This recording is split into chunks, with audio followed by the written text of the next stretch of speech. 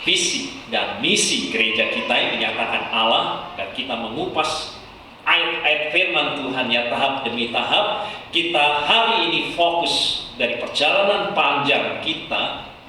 Saya harap kita ingat kembali bahwa visi kita sangat sederhana, bahwa Allah yang bekerja mau melibatkan kita, dan kita diminta untuk mematuhinya, dan oleh karenanya kita akan mengalami Allah di sini ya, mengalami Allah dengan terlibat dengannya. Kita mengalami, menikmati dan memuliakan Allah dengan terlibat di dalamnya ya. Tetapi bagaimana proses dari perjalanan visi kita ini agar kita mengalami Allah, kita menikmati Allah, kita memuliakan Allah dengan terlibat dengannya. Sejak bulan Agustus awal ya, kita sudah membahas betapa pentingnya kalau sudah tidak menyadari hal relationship dengan Allah dalam hidup saudara, sudah tidak, bahwa Allah selalu mau menjalin hubungan dengan kita. Itu hakikat Allah kasih, mau selalu menjalin hubungan. Dan kalau kita tidak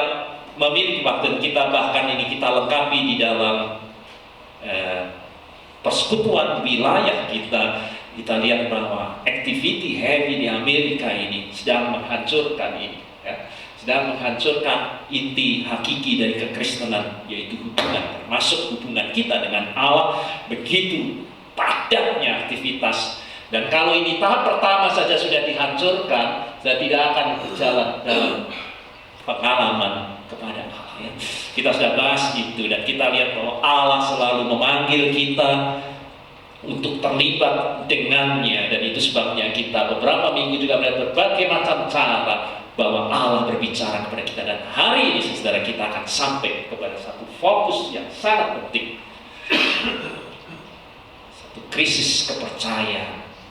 Artinya kita sampai kepada tahap yang sangat menentukan untuk kita, akankah kita mengalami Allah dan memuliakan Allah. Biasanya saudara, ini disebut turning point ada di sini, titik balik selalu ada di sini. Artinya saudara, kita akan berhadapan bagaimana Allah yang berbicara, menyatakan rencananya, kemudian juga menyatakan pekerjaannya, dan kemudian juga menyatakan ukuran dan kapasitas kemampuan yang ditetapkan oleh Allah sendiri. Dan karena itu menjadi satu krisis kepercayaan iman dalam kehidupan kita. Karena apa? Bukan rencana kita, sekali lagi, bukan rencana kita, tetapi rencana Allah. Nah, banyak gereja bertengkar karena demikian. Rencanamu, saya maunya begini, saya maunya begini. Tapi saya tidak tahu apakah ini rencana Allah. Ini seperti tingginya langit dan bumi rencana Allah dengan kita ini. Itu krisis yang pertama, bukan rencana kita. Allah berbicara untuk menyatakan rencananya, dan rencananya itu bedanya bisa setinggi langit dan bumi dengan kita. Dan bukan hanya rencana, tapi pekerjaannya, bukan pekerjaan kita. Yang sedang akan kita lakukan adalah pekerjaan Allah. Dan kita juga saya ingin melakukan ini, pekerjaan kita. Yang dipertanya, apakah ini pekerjaan Allah buat kita? Dan yang berikutnya, yang akan dinyatakan Allah, karena ini pekerjaan Allah, yang dinyatakan adalah suatu ukuran kapasitas atau kemampuan Allah yang bekerja, bukan ukuran kapasitas kita. Dan karena itu kita akan masuk, saya tidak mampu, saya tidak bisa, karena ini bukan ukuran kapasitas kita. Dan kita masuk di dalam satu krisis dalam panggilan Tuhan dalam kehidupan kita. Tidak akan mungkin buat kita untuk terlibat dengan Allah dalam kehidupan ini, saudara, kalau kita tidak menyadari bahwa ukuran kapasitas itu adalah berasal dari Allah, bukan kita. Kita hanya terlibat dengannya. Itu sebabnya mari kita pahami apa krisis kepercayaan dalam kehidupan kita ini. Saya tidak berbicara mengenai krisis yang lain, karena ada krisis ekonomi, ada krisis hidup terkait dengan penderitaan, kecelakaan, kematian, saya dapat mengalami krisis. Tapi yang sedang kita bahas adalah krisis kepercayaan. yang dibahas di dalam firman Tuhan. Kalau kita lihat di dalam etimologi dari kata krisis itu sendiri, kata krisis itu berarti decision, karena itu pokok persoalannya ada di keputusan, di ketetapan dan ketegasan, dan itu ada di tahap yang tadi kita lihat, ya, krisis iman, karena disitulah keputusan akan kita ambil di dalamnya, suatu ketetapan dan ketegasan kita. Sudah mendengar suara Allah, panggilan Allah, dan sekarang sudah masuk di dalam tahap krisis, yaitu keputusan kita, ketetapan kita, ketegasan kita.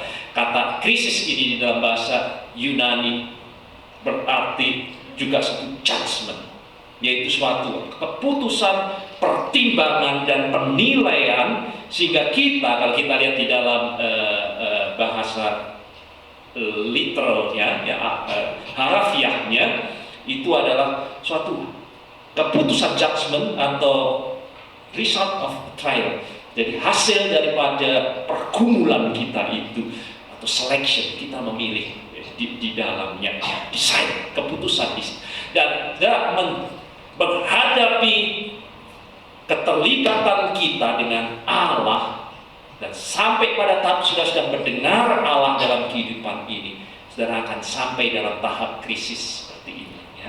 Krisis karena sudah berhadapan dengan diri saudara, melihat diri saudara, rencanaku, mauku, kemampuanku, waktuku, kapasitasku, tetapi juga Tuhan menyatakan sesuatu yang lain dari apa yang ada di dalam diri kita ini.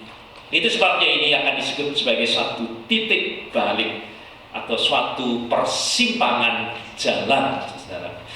Saudara akan berada di satu persimpangan jalan untuk menentukan apakah kita akan terus dengan panggilan Tuhan itu. Aku tidak petah lidah, aku tidak pandai bicara, aku ini hanya penggembala domba. Bagaimana aku berhadapan dengan viral? Terus akan ada dalam satu persimpangan jalan, satu panggilan Tuhan menyatakan suatu ukuran, suatu kapasitas yang berasal dari Allah, sedangkan kita melihat satu ukuran dan kapasitas yang ada di dalam diri kita sendiri, visi dan satu misi kadang-kadang mengejutkan kita, karena Allah yang akan bekerja melalui gereja kita ini, dan kita akan, dari mana sumber dayanya, dari mana dananya, dari mana, dan seterusnya, akan muncul suatu titik poin di mana kita akan bergumul, karena yang bekerja adalah Allah dengan kapasitas dari Allah, sedangkan kita melihat diri kita yang sepertinya kita yang bekerja dengan kapasitas dan kemampuan kita. Dananya hanya sekian, kemampuan kita demikian. Tetapi Allah menyatakan, dan banyak perkara-perkara orang mengalami Allah dengan heran, karena mereka mampu terus berjalan dalam titik turning point ini,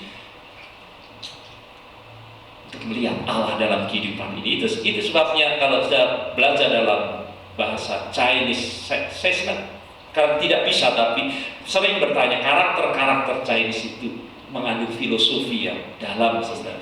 Kalau sudah krisis, kata krisis dalam bahasa Yunani tadi ya, decision. Tetapi kalau sudah lihat di dalam bahasa Chinese, kata krisis itu kombinasi dari dua kata ini. Dan ini juga turning point, saudara. Ini persimpangan, saudara, ada dalam satu bahaya. Bahaya ini berarti satu, saudara, gagal. Banyak orang yang dipanggil mendengar Tuhan, gagal, dangerous yang pertama. Dan mereka tidak melanjutkan, mereka tidak mengalami. Banyak orang-orang Kristen tidak mengalami Tuhan, tidak memuliakan Tuhan karena turning point ini gagal di sini. Tetapi juga ada kemungkinan yang kedua, saudara akan memilih suatu dua, dangers dan opportunity. Apakah saudara berfokus kepada diri saudara sendiri, atau saudara akan berfokus terus kepada Allah dan memasuki kemungkinan yang akan terjadi dan melihat pekerjaan-pekerjaan Tuhan, mengalami Tuhan di dalam kehidupan ini dengan luar biasa. Itu sebabnya setiap mereka, bahkan rasul-rasul Tuhan, saudara, pada waktu dipanggil oleh Tuhan, mereka bertekuk lutut dan mereka berkata, ini bukan kapasitas kami, ini bukan ukuran kami. Semua yang sudah baca dipanggil oleh Tuhan, terlibat dengannya, selalu berkata, kami. Sudah baca Musa dipanggil, satu persatu kita lihat, mereka harus bertekuk lutut dan berkata, tambahkan iman kami ya Tuhan, untuk kami bisa masuk dalam rencana dan pekerjaan ini. Untuk tidak iman berarti berfokus kepada Tuhan, bukan berfokus kepada kemampuan dan diri kita sendiri. Maka sudah dapat baca, para rasul Tuhan pun berkata, tambahkan iman kami supaya kami mengalami Engkau Tuhan, berjalan dengan Engkau, dengan visi dan misi yang Tuhan percayakan dalam kehidupan kita ini. Itu sebabnya Ibrani 11 ayat 6, saudara, karena ini turning point, titik yang sangat penting. Apakah saudara mengalami Tuhan, berkenan di hadapan Tuhan, terus berjalan bersama dengan Tuhan atau tidak? Firman Tuhan berkata, tanpa iman tidak mungkin orang berkenan kepada Allah. Sebab barang siapa berpaling kepada Allah, ia harus percaya. Kata harus, tidak ada alternatif lain. Dan harus, kalau sudah mau mengalami Tuhan, harus memiliki iman ya, dan percaya itu. Perjumpaan dengan Allah menuntut iman. Hanya mereka yang disebut orang beriman yang akan mengalami perjumpaan dengan Allah. Iman adalah dasar. Itu berarti saya tidak akan melihat yang lain akan tersusun di atasnya. Ini fondasi, ini dasar yang sangat penting dari segala sesuatu yang kita harapkan dan bukti dari segala sesuatu yang tidak kita lihat. Jadi ini oposisinya melihat, saudara ya. Iman lawan katanya adalah melihat. Sebab hidup kami ini adalah hidup karena percaya, karena iman, bukan karena melihat. Sekali lagi itu lawan katanya. Dua ayat saya kita lihat itu lawan kata. Untuk kita memahami suatu arti kata sangat penting kita lihat lawan katanya ya. Jadi percaya, beriman, lawan katanya adalah melihat. Aku berkata kepadamu, sesungguhnya barang siapa percaya, beriman kepadaku, ia akan melakukan juga pekerjaan-pekerjaan yang aku lakukan. Ya lagi sudah, bukan melakukan pekerjaan kita, tetapi melakukan pekerjaan Tuhan yang bekerja. Ya, akan melakukan pekerjaan yang aku lakukan, bahkan pekerjaan-pekerjaan yang lebih besar daripada itu akan terjadi. Dan ini bacaan kita tadi. Karena kamu kurang percaya, sehingga kamu tidak akan mengalami pekerjaan Tuhan. Mengapa kami tidak bisa? Dan ini jawab Tuhan sangat simpel ya. Pekerjaan Tuhan tidak akan terjadi. Kita tidak mengalami Tuhan karena kamu kurang percaya.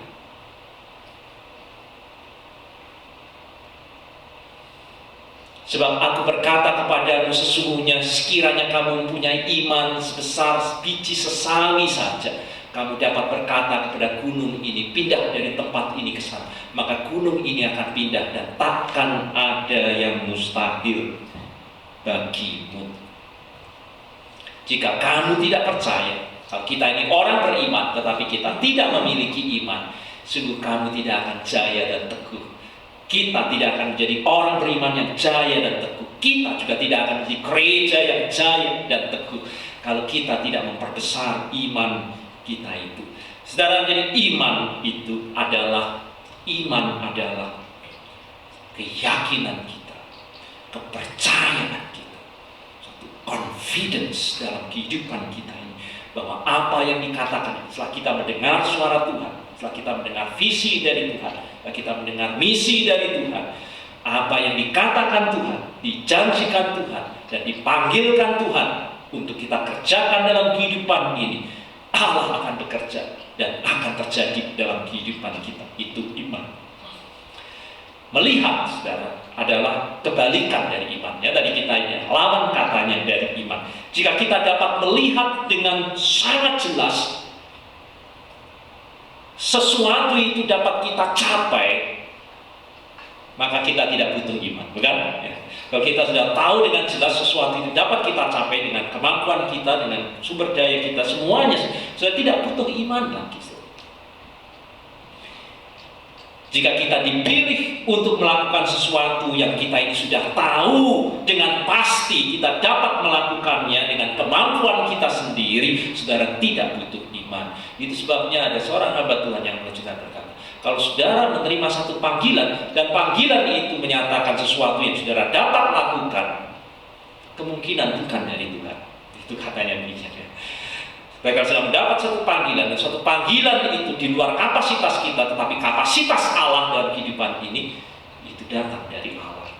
Dan saya lama merenungkan ya, karena kita lebih sering menerima panggilan Tuhan kalau sesuai dengan ukuran kapasitas kita, bukan ya. Tetapi kalau kita lihat di dalam firman Tuhan, visi dan misi Allah itu menyatakan pekerjaan Allah, dan yang mau dinyatakan bukan dunia ini mau melihat kita, kemampuan kita. Tidak butuh iman kalau itu tidak sesuai dengan ini hebat saya, ini dana saya, ini daya saya. Dunia akan melihat saudara dan mengikut saudara. Tetapi kalau Tuhan bekerja, orang mau dibawa untuk melihat Allah, bukan melihat kekuatan kita, untuk melihat Allah dalam hidup ini. Dan kita dipakai terlibat di dalamnya supaya orang melihat pekerjaan Allah dalam kehidupan kita ini. Dan kalau itu pekerjaan Allah, bukan kapasitas dan kemampuan kita, yang mau dilihat adalah kapasitas dari Allah dalam kehidupan kita ini.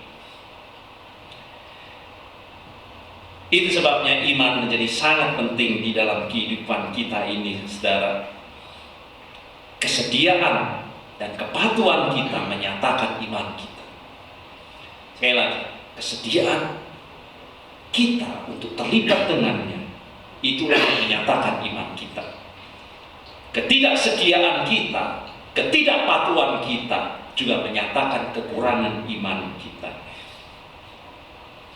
Jadi iman dengan terlibat dengan Allah, terlibat dalam panggilan Allah, memang membutuhkan banyak hal. Saudara membutuhkan, saudara berpikir mengenai kemampuan saudara berpikir mengenai banyak hal dalam kehidupan ini. Tetapi satu hal yang paling penting digarisbawahi dalam firman Tuhan adalah iman.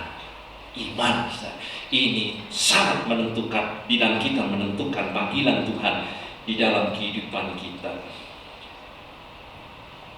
Ada saat sedang mengambil keputusan, ada saat sedang menolaknya. Dan problemnya, apakah saudara berfokus kepada Allah, pekerjaan Allah, ataukah saudara berfokus kepada pekerjaan saya? Pekerjaan saya dalam hidup. Nah, kalau itu pekerjaan saya, saya berpikir, saya tidak petah lidah, siapa saya ini? Saya demikian. Dan baca terus, semua yang dipanggil Tuhan begitu ya. Daftar alasannya karena dia melihat dirinya sendiri, ukuran dan kapasitas dari dirinya. Tetapi begitu orang mendengar Allah, panggilan Allah, visi Allah, misi Allah, matanya tertuju kepada Allah dan menyatakan siapa Allah yang bekerja. Dan itu membuktikan apa yang kita imani, apa yang kita percayai dengan Allah yang bekerja di dalam kehidupan ini. Contoh yang sederhana ada dua, saya lihat satu hal yang sangat bertolak belakang. Daud, saudara, semua Filistin gemetar secara real, secara manusiawi, tidak ada daya dan kemampuan Israel dapat melawan Filistin yang digambarkan dengan Goliat yang gagah perkasa. Siapa yang akan mampu melawan Goliat seperti itu? Dalam ukuran kapasitas Israel rasional tidak ada kemampuan. Tetapi Daud berkata kepada orang Filistin pada saat dia belum mampu memainkan lembing, dia juga tidak mampu memainkan panah, dia juga tidak mampu memainkan pedang, bahkan perlengkapan perang pun tidak mampu untuk dipakainya. Tetapi Daud berkata, engkau mendatangi aku dengan pedang dan tombak dan lembing,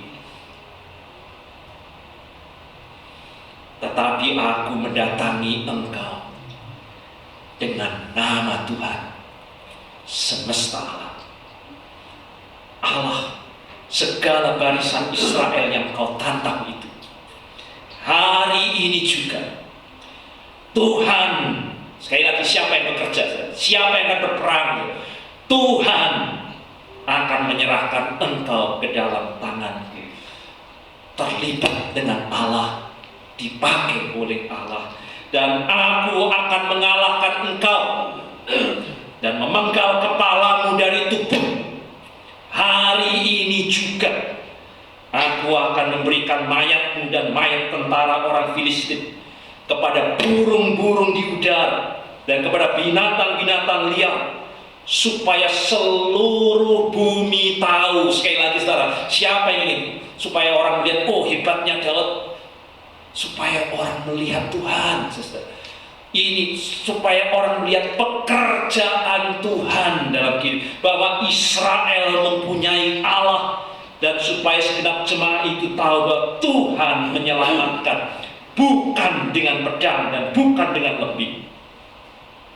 Sebab di tangan Tuhanlah pertempuran, dan Ia pun menyerahkan kamu ke dalam tangan kami. Siapa yang bekerja? Siapa yang bekerja, saudara? Kita hanya terlibat kalau Tuhan sudah berbicara, dan kita yakin. Sekali lagi, kita beriman bukan untuk mengikuti suatu program atau suatu konsep, saudara. Kalau ada orang datang meminta saudara untuk mengimani suatu konsep,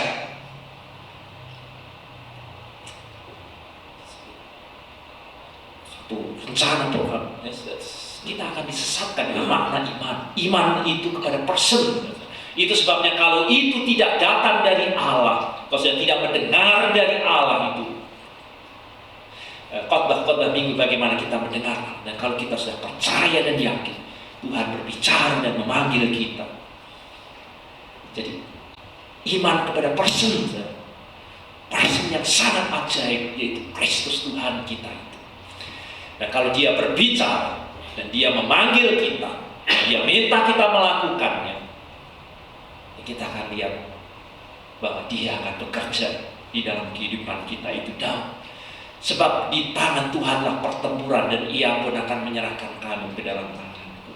Yang kita lihat yang sebaliknya, saudara. Abraham sudah sangat tua, istrinya juga sudah mati haid, tapi Allah berkata, engkau akan menjadi bapa bangsa yang besar, keturunanmu akan seperti bintang di langit. Abraham bapak orang beriman, tapi istrinya tidak, saudara. Sarai mendengar berita dari malaikat Tuhan, mentertawakan, saudara. Mentertawakan berita itu, dan bahkan dia juga merancang hal sendiri, dan kemudian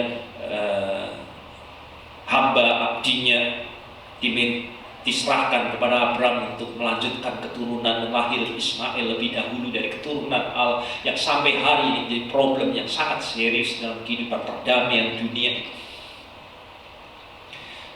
Sarai adalah bukti ketidakpercayaan dalam mendengar suara Allah. Dengan melihat keberadaan dirinya, aku sudah mati haid, bagaimana aku bisa meneruskan keturunan itu? Ini satu oposisi yang dapat kita lihat di dalam kehidupan ini, saudara. Tanpa iman, sekali lagi, tanpa iman ini yang kita baca dalam Ibrani, tidak mungkin kita dan gereja kita dapat menyukakan Allah. Dan problem utama kita adalah keterpusatan kita kepada diri kita sendiri. Kita ingin orang melihat pekerjaanku, kemampuanku, semuanya, rencanaku. Kita berpikir kitalah yang harus menyelesaikan tugas panggilan kita dengan kekuatan kita, dengan sumber daya kita, dengan kemampuan kita ini. Sehingga kita kemudian berpikir, aku tidak dapat melakukan itu. Dari mana dananya? Dari mana sumber dayanya? Itu mustahil, itu mustahil. Dan turning point, titik krisis ini kemudian membuat saudara berhenti. Apakah saudara akan terus dan melihat Tuhan bekerja meskipun melampaui kapasitas, ukuran kapasitas dalam diri kita ini, atau kita berhenti dan berpusat kepada diri kita sendiri dalam kehidupan kita ini? Sering kita lupa ketika Allah berbicara, Ia selalu menyatakan apa yang akan Ia lakukan. Sekali lagi kita lihat gambar yang pertama. Allah bekerja. Itu intinya. Kita hanya dilibatkan dari Allah yang bekerja dalam kehidupan kita. Apa yang akan Ia lakukan? Bukan apa yang Ia ingin kita lakukan baginya. Kita dipanggil untuk terlibat dengannya sehingga Ia dapat bekerja. Dia bekerja melalui kita. Dia menyatakan sifatnya melalui kita. Dia menyatakan karyanya melalui kita. Dia menyatakan perbuatannya yang ajaib melalui kita. Bukan kapasitas kemampuan kita. Itu sebabnya tidak ada orang yang melayani Tuhan membusungkan dadanya dan berkata, mari ikutlah aku, karena semuanya bukan pekerjaannya, tetapi Tuhan bekerja melaluinya dan menyatakan siapa Allah dalam kehidupan ini.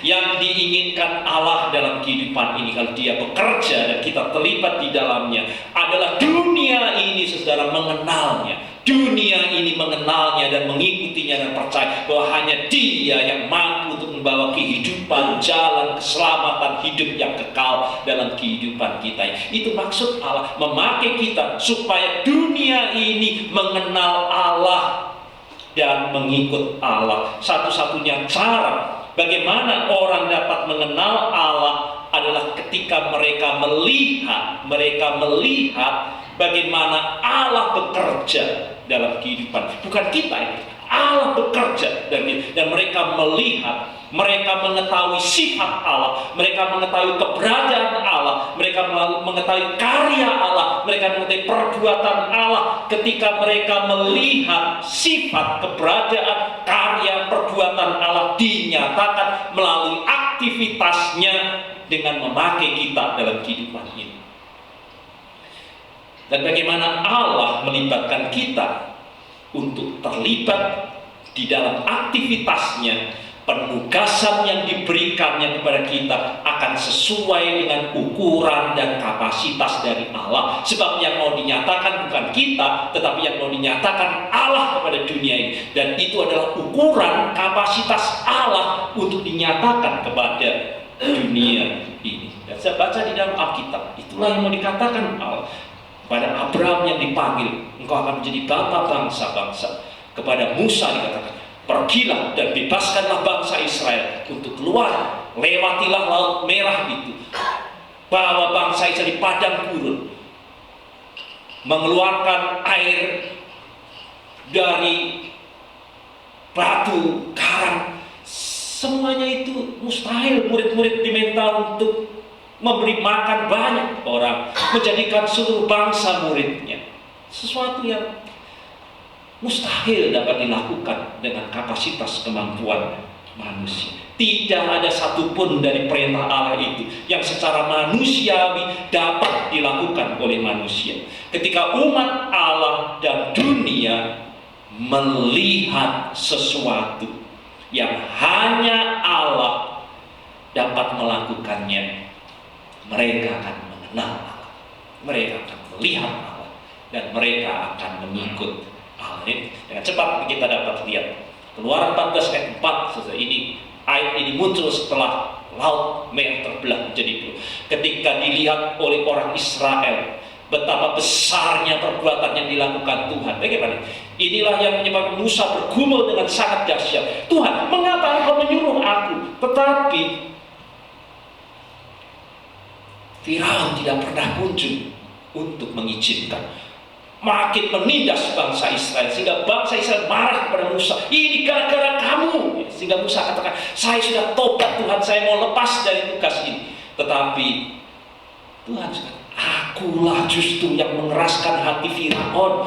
Bahkan sampai bangsa Israel sudah keluar dari 7 tulah yang dahsyat itu, masih dikatakan, aku mengeraskan hati Firaun, dan Firaun mengejar dengan tentaranya, dan mereka ada dalam satu deadlock yang sangat mengerikan. Laut Merah di depan, tentara di belakang, maju kena, mundur kena.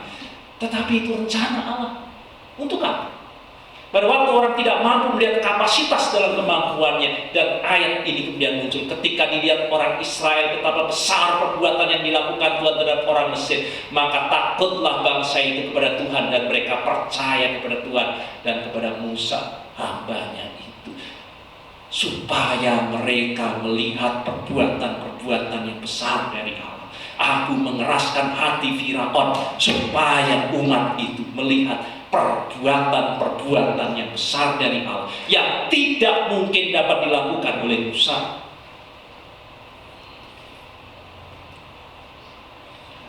Mujizat yang sama terjadi saudara pada waktu Yosua juga membelah laut, bukan laut tetapi sungai Yordan, dan meletakkan batunya, kita baca.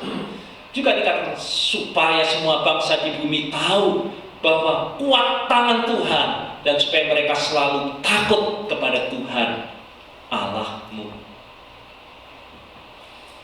Dan kita lihat kisah yang berikutnya, Raja Yosafat yang sangat lemah pada waktu itu berhadapan dengan tentara musuh yang begitu luar biasa. Belum lagi kita lihat Gideon menghadapi ribuan tentara, katakan pilih hanya 300 orang saja yang percaya kepadamu untuk berangkat. Sesuatu yang mustahil dalam ukuran dan kapasitas antara manusia dengan rencana Allah pada waktu itu. Tetapi firman Tuhan kemudian berkata, ketakutan yang dari Allah menghinggapi semua kerajaan negeri-negeri lain ketika mereka mendengar bahwa Tuhan yang berperang melawan musuh-musuh Israel. Mereka tahu bukan Yosafat, tetapi ada Tuhan di balik semuanya, dan mereka melihat, dan itu yang membuat mereka gentar dan takut. Tidak ada waktu buat kita lihat Sadrak, Mesak, Abednego.